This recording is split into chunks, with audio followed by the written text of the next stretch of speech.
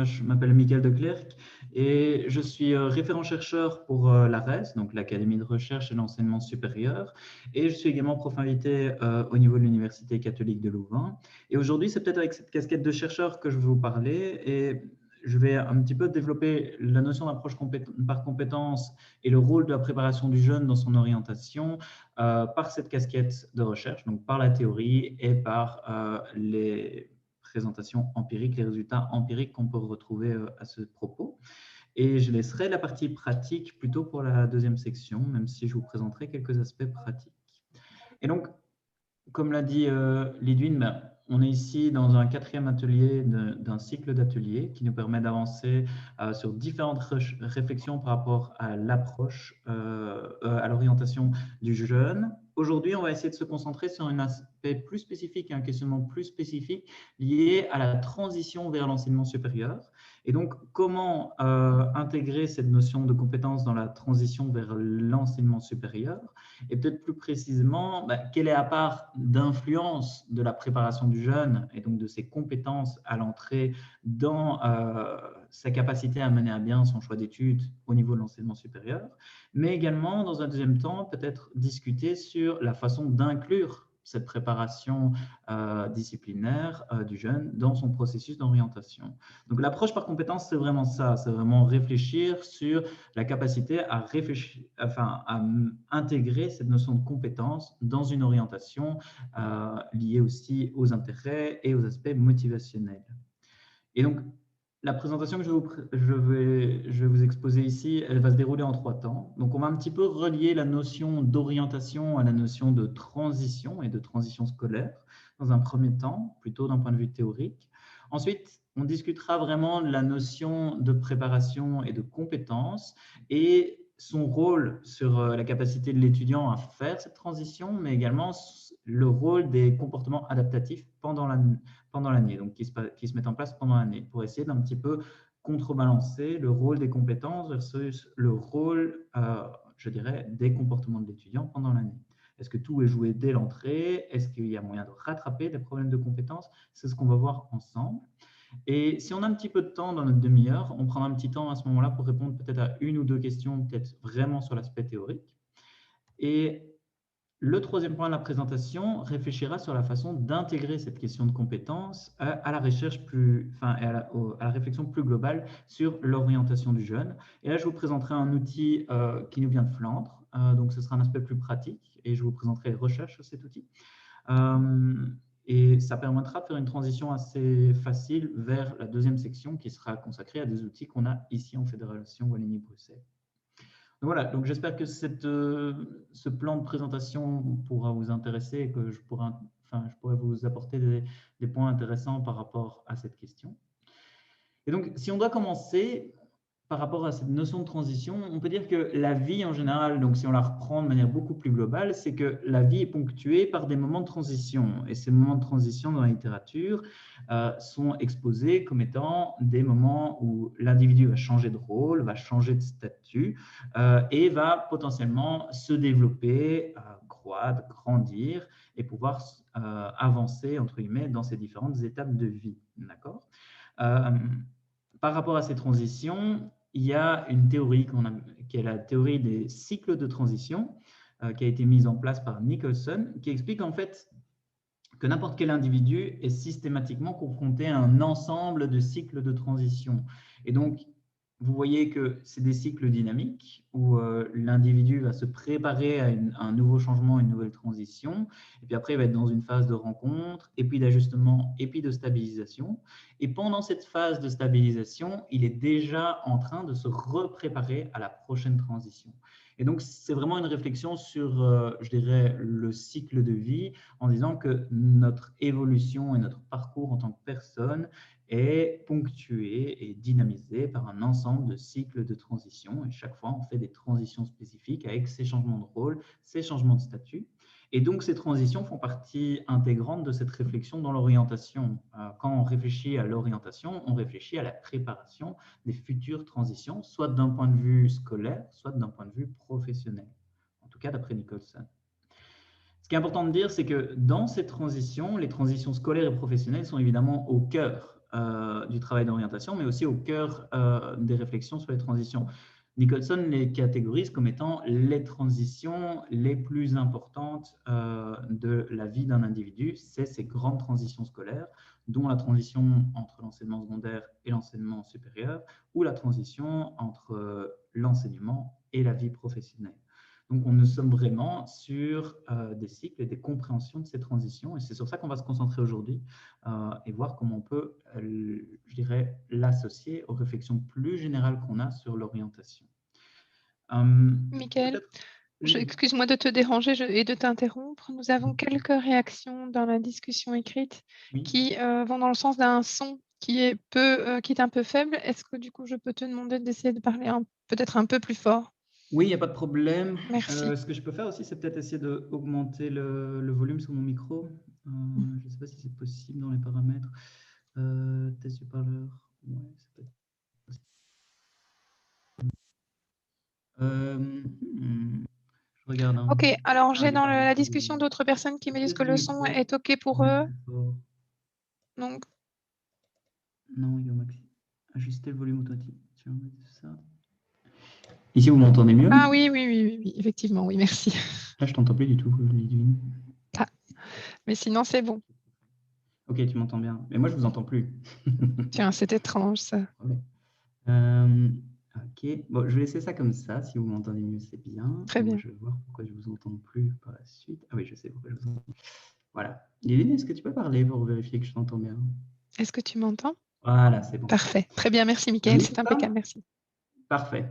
Et donc, juste, c'était le bon moment pour m'interrompre parce que j'avais une petite aparté. Je vous ai systématiquement, en tant que chercheur, proposé des lectures. Donc, quasiment en dessous de chacun de mes slides, il y a une lecture.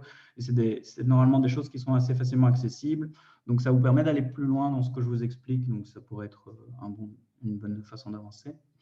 Et donc, quand on parle de cette notion de transition, l'idée, c'est que par rapport à la transition qui nous intéresse aujourd'hui, à savoir la transition vers l'enseignement supérieur, il y a des modèles qui ont été mis en place qui permettent d'expliquer quelles sont les vraies grandes tâches qui vont être importantes pour pouvoir mener à bien cette transition.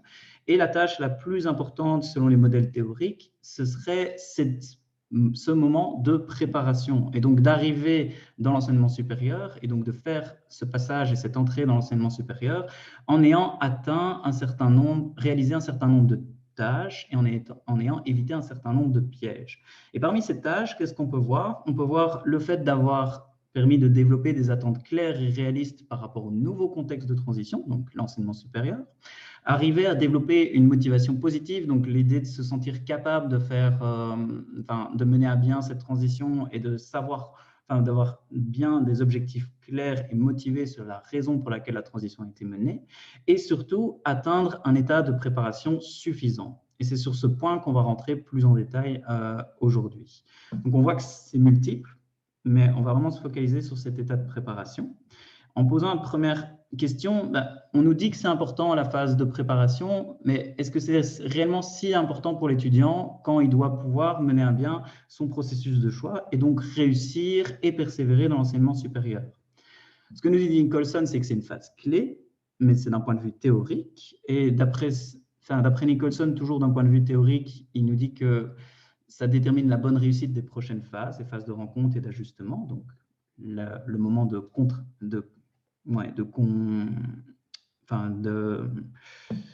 confrontation avec le contexte. Ce que nous montre la recherche en général, c'est que c'est également prouvé par les résultats. On montre que si la préparation n'est pas bonne au départ, ce qui va se passer, c'est un processus d'accumulation de lacunes chez l'étudiant. Donc, si la préparation est insuffisante, on va avoir un processus d'accumulation de lacunes qui va rendre de plus en plus difficile l'adaptation, la réussite et la persévérance de l'étudiant dans l'enseignement supérieur. Un des extraits d'une des recherches qu'on avait menées nous dit c'est complètement démotivant. Dès qu'on a loupé un truc, c'est super dur de récupérer après. Et donc, ça s'accumule. Et à la fin, on sait qu'on ne passera pas l'examen. C'est irrattrapable.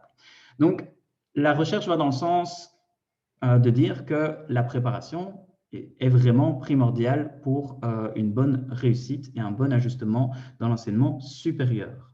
Mais quand on parle de préparation et de développement de compétences, de quoi est-ce qu'on parle? On ne parle pas uniquement de compétences disciplinaires. Évidemment, il y a beaucoup de compétences disciplinaires et de développement de prérequis disciplinaires. On va en parler beaucoup plus largement dans la deuxième section, donc pas avec moi. Et d'ailleurs, dans la littérature, c'est quand même démontré comme étant un des déterminants principaux de la réussite dans l'enseignement supérieur, d'accord? Mais il ne faut pas non plus sous-estimer d'autres types de compétences qui peuvent être développées au départ, à savoir les compétences académiques en termes de méthode de travail et de stratégie d'études, qui montrent aussi avoir un effet significatif sur la réussite, même si ça va être fonction essentiellement de certains contextes et de certaines pratiques évaluatives. Donc, l'effet des pratiques, les stratégies d'études et de la méthode de travail mise en place va être plus ou moins efficace en fonction de la façon dont les enseignants vont évaluer et en fonction de ce qu'ils vont mettre comme objectif eux-mêmes dans les cours. Néanmoins, ça reste important. Et ce qui reste aussi important et qu'il faut pouvoir garder en tête, c'est cette compétence de gestion de soi. Donc, tout ce qui est gestion émotionnelle et autorégulation, la capacité à pouvoir gérer son anxiété et à pouvoir planifier son travail, se mettre au travail, résister contre les distractions et pouvoir fournir un effort régulé. On voit que ça a un effet positif sur la réussite, mais aussi un effet protecteur sur l'abandon. Donc, ce qui est important à retenir ici, c'est que quand on parle d'approche par compétence, on ne parle pas simplement d'approche par compétence disciplinaire, on est sur une approche par compétences multiples. Et ces compétences multiples, on doit pouvoir les tenir en compte quand on peut avancer avec l'étudiant. Un point qui est nécessaire aussi à garder en tête, c'est que quand on voit ça, on peut se dire que finalement, les compétences ont un effet primordial et essentiel sur la réussite de l'étudiant et sur son ajustement et sur sa capacité à mener à bien son choix d'études. C'est quelque chose qui doit quand même être, je dirais, relativisé. On doit pouvoir porter un regard prudent par rapport à ça. Parce que, effectivement, selon la recherche, je dirais que les compétences d'entrée vont déterminer plus ou moins 20 à 30% de la réussite de l'étudiant. Donc, on parle d'un tiers de sa réussite qui serait déterminée par ses compétences d'entrée. Cependant, oui, donc ça veut dire que ça joue un rôle déterminant, mais pas un rôle absolu. On n'explique pas tout avec les compétences d'entrée. Ce qu'on peut dire d'autre, c'est qu'il y a plus ou moins autant de pourcentage de la réussite qui va être déterminé par les comportements adaptatifs qui sont mis en place pendant l'année. Donc, la capacité de l'étudiant à s'engager dans sa formation, à rester motivé, à s'intégrer socialement, va aussi être totalement déterminant pour son comportement, pour sa réussite et pour son adaptation. Et ce qui est aussi important à mettre en avant, c'est qu'il y a des variations importantes selon les contextes d'études. Donc, dire que les compétences le développement des compétences vont jouer le seul rôle dans la réussite de l'étudiant, ce n'est pas vrai. Il faut pouvoir les relativiser. On dit que ça joue entre 20 et 30% de la réussite de l'étudiant. Okay.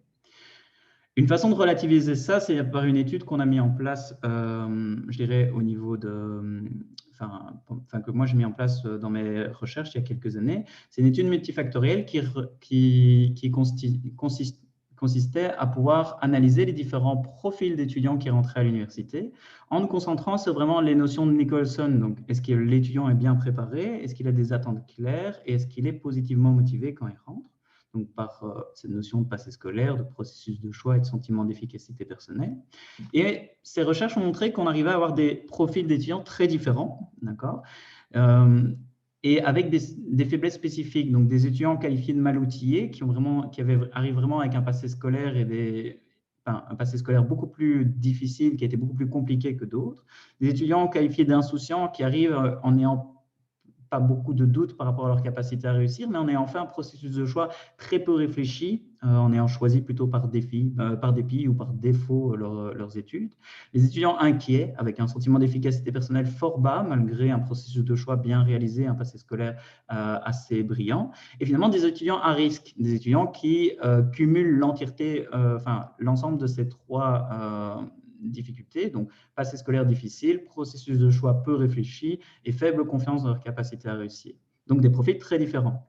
Ce qu'on peut voir dans cette étude, c'est qu'évidemment, ces profils ont un impact fort sur la réussite et l'abandon de l'étudiant, d'accord, mais que les profils les plus à risque présentent quand même 25% de réussite. Donc, il y a quand même 25% des étudiants qui arrivent avec un ensemble de difficultés au départ et qui sont toujours en réussite en fin d'année. Ce qui veut dire que ça relativise assez cette importance de la préparation au début. Il est important de pointer l'inverse, à savoir que les profils les plus avantagés, ceux qui avaient un ensemble de facilités, un bon passé scolaire, un bon processus de choix, confiance en eux, ils sont également 18% à être en échec en fin d'année. Donc, on voit que tout n'est pas joué au départ et que ça va être très important de pouvoir continuer à accompagner les étudiants pendant cette première année. D'accord ? Voilà. Mais donc, comment est-ce qu'on peut, si je dois un peu résumer, comment est-ce qu'on peut adopter une approche nuancée du rôle de la compétence? La première chose, ce serait d'adopter une vision multiple des compétences d'entrée. Et donc, quand on dit approche par compétence, ne pas simplement imaginer qu'on est sur une approche disciplinaire. On est aussi sur une approche par compétence académique et par compétence en termes de gestion de soi. C'est un travail multifactoriel. Ensuite, qu'est-ce que nous montre la recherche? La recherche nous montre quand même de manière assez claire qu'il faut agir au plus tôt. Donc, il y a un caractère cumulatif d'une mauvaise préparation, donc il faut y faire attention. Et c'est contre ce caractère cumulatif que des dispositifs comme Diagnoscience, Ponsup et Automate peuvent vraiment agir, et on va le voir par la suite. Et ce qui pourrait être intéressant pour pouvoir travailler là-dessus, c'est aussi renforcer le partenariat entre l'enseignement supérieur et l'enseignement secondaire. Ici, on voit qu'on a toujours une action qui est fort orientée enseignement supérieur, mais on voit que beaucoup de choses se passent en amont. Donc, il serait intéressant de pouvoir agir plus tôt et réfléchir à comment agir plus tôt de façon concertée.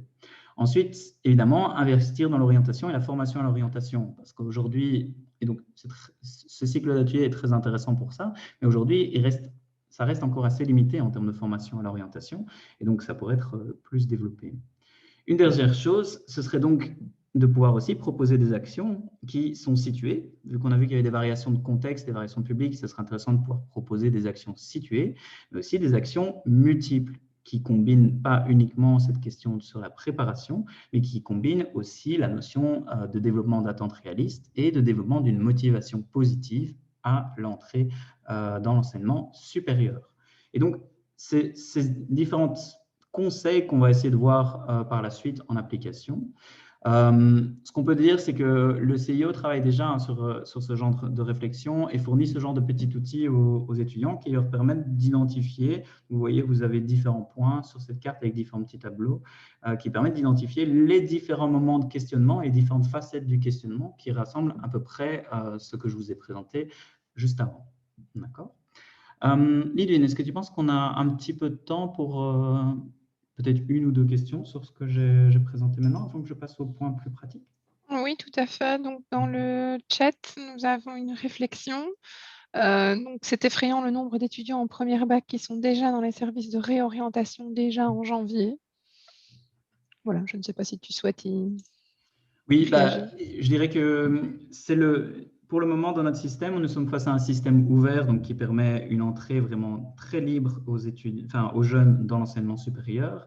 Et ce système ouvert a énormément de qualité, mais pour le moment, on a un maillon qui nous manque dans notre système, à savoir quelque chose qui permette, d'un point de vue systémique, d'accompagner l'étudiant dans cette transition et dans cette réflexion.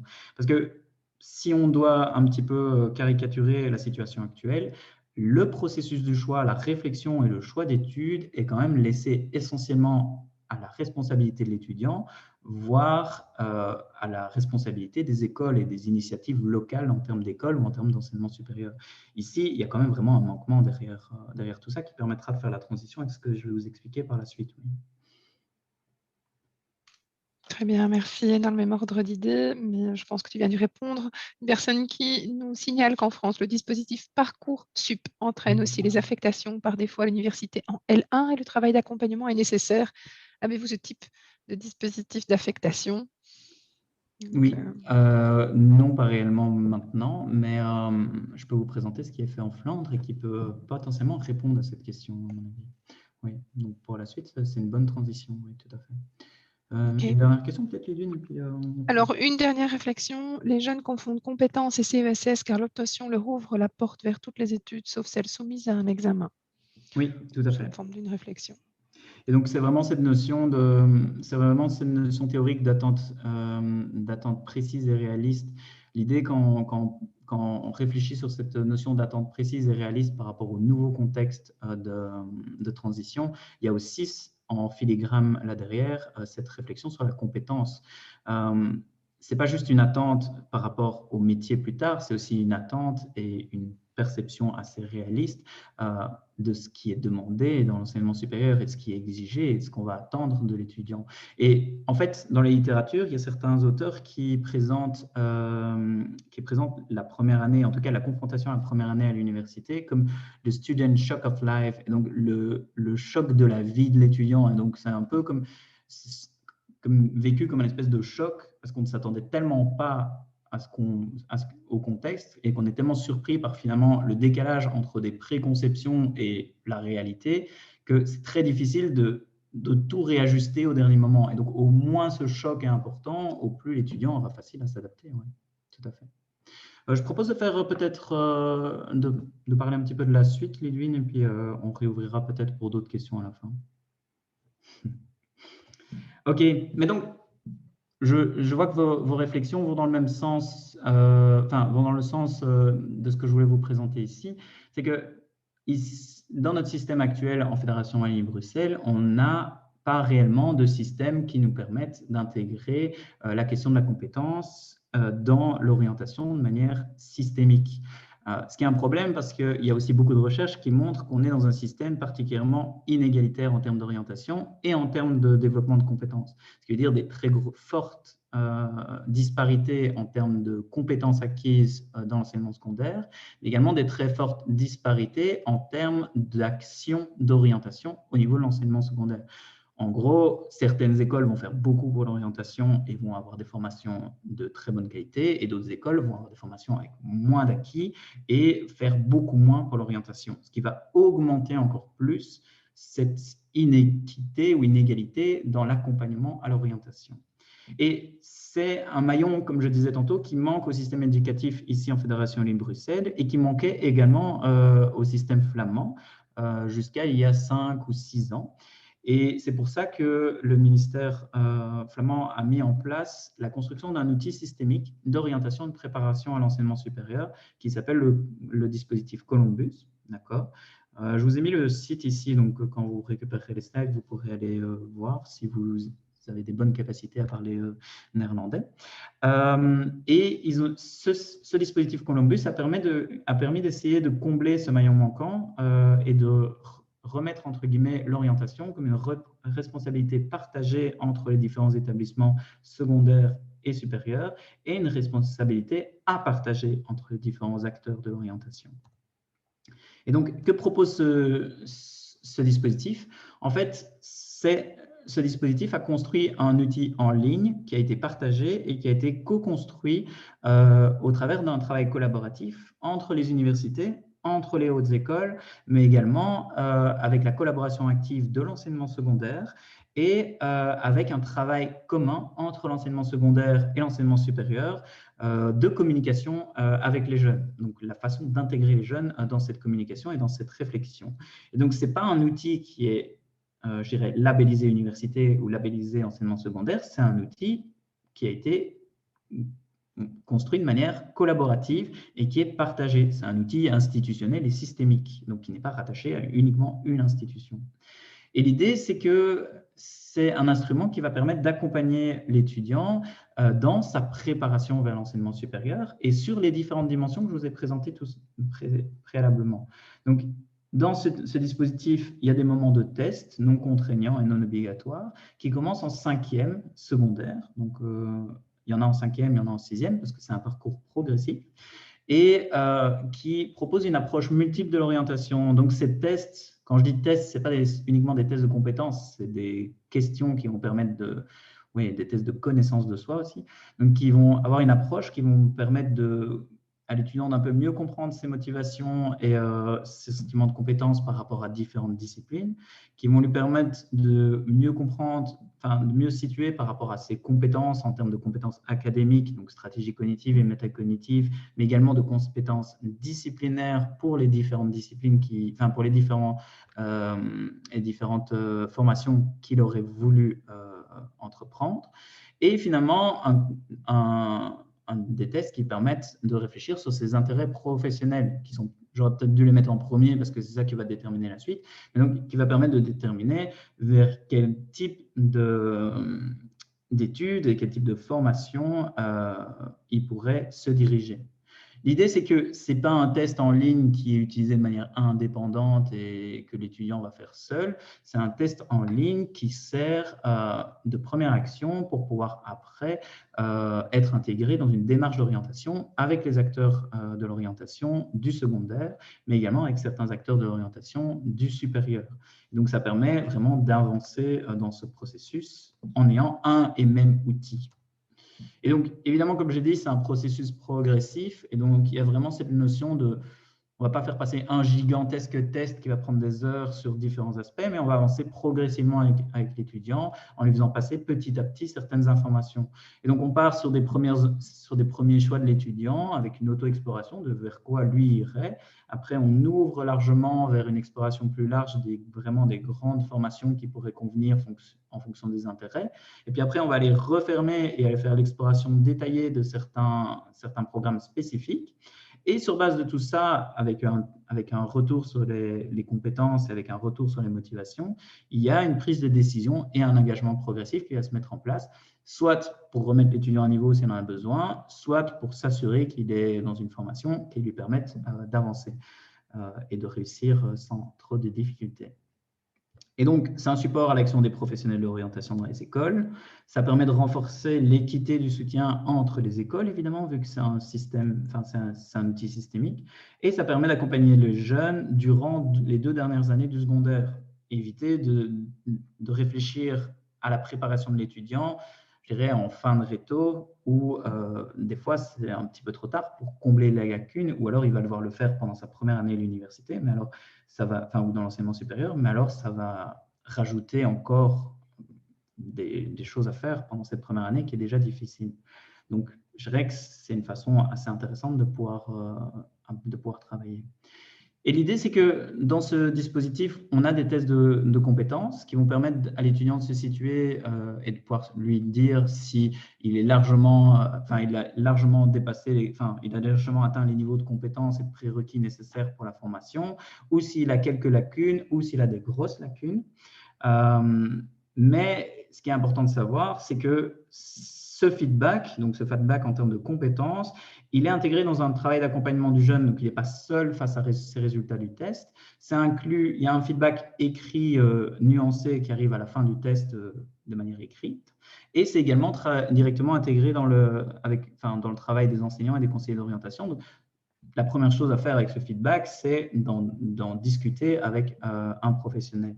Ça permet d'éviter un point qui est important et qu'on pourra rediscuter par la suite par rapport, je dirais, aux dispositifs qui permettent à l'étudiant de se situer par rapport à ses compétences, c'est les risques psychologiques d'avoir un feedback négatif par rapport à ses compétences. Ici, je parle de prophétie autoréalisatrice. Quand on dit à un étudiant qui a peu confiance en lui, qu'il a des faibles chances de réussir, il y a pas mal de recherches qui ont tendance à montrer qu'il risque de se mettre dans une position d'échec, consciemment ou inconsciemment. Et donc, c'est dangereux de le laisser seul face à un feedback négatif. Et donc, c'est pour ça que dans ce dispositif, nous avons cet accompagnement à la compréhension des résultats et à sa façon de pallier certaines faiblesses et certaines difficultés. Voilà, cela termine un peu ce que je voulais vous présenter aujourd'hui. J'espère que ça a pu vous intéresser. Ce que je peux vous dire également, c'est que je vous ai mis encore quelques références à moi en français ici qui permettront d'un petit peu plus développer cette réflexion sur la transition vers l'enseignement supérieur, si ça vous intéresse. Et donc, si vous avez des questions, évidemment, n'hésitez pas à me contacter par mail si on n'arrive pas à répondre à l'entièreté des questions aujourd'hui dans les 10 minutes qui restent. D'accord ? Merci pour votre attention.